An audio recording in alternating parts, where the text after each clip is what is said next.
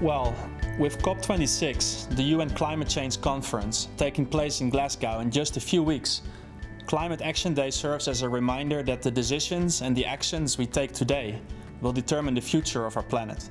Climate science, as well as our own research, tell us that we're at a tipping point, and that to avoid the most dangerous and irreversible effects of climate change, we must dramatically reduce emissions over the next 10 years.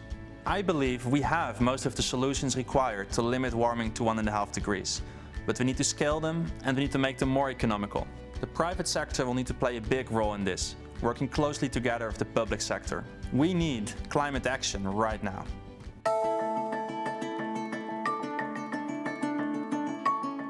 At McKinsey, we've committed to reaching net zero climate impact by 2030. To get there, we have validated science-based targets to reduce our greenhouse gas emissions in line with a 1.5 degree pathway, which is the most ambitious goal of the 2015 Paris Agreement.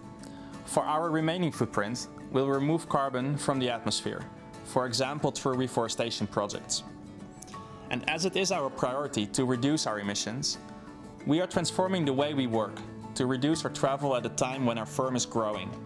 And we will also make our own operations more sustainable.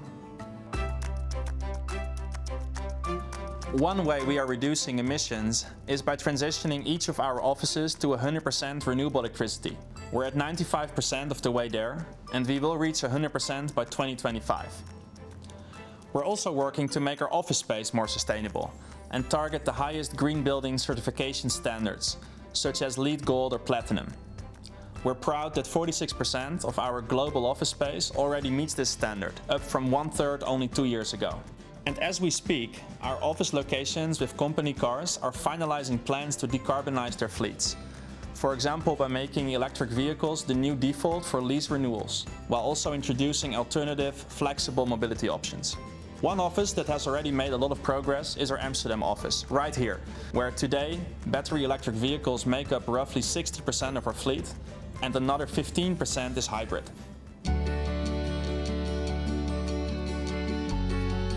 For us, travel, in particular air travel, indeed accounts for the majority of our carbon footprint.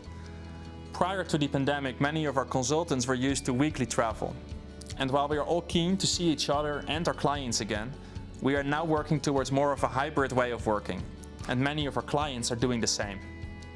Across the globe, teams are piloting alternative working models that are not only more environmentally sustainable, but also more inclusive, productive, and result in a better experience, both for our clients and for our colleagues. This could, for example, mean that we will spend fewer nights away from home, lose less time while in transit, and are able to bring our best experts to more clients. Also, over the past 12 months, we have hosted over 75,000 virtual interviews and recruiting events. The feedback was actually very positive, and we found that virtual events have the additional benefit of being more inclusive and more accessible. So we plan to keep the majority of these events virtual long term.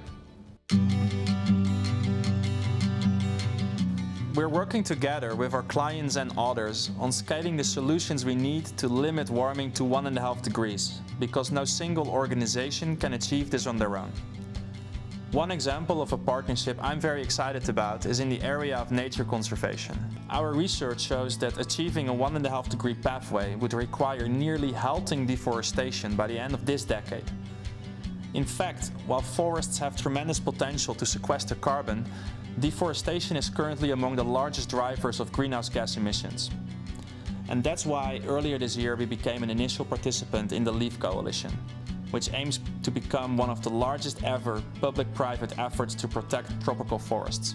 The coalition works with a rigorous methodology, including strong social safeguards to protect the rights of indigenous people and local communities. And we work side by side with the governments of Norway, the UK and the United States, as well as a number of leading private sector companies.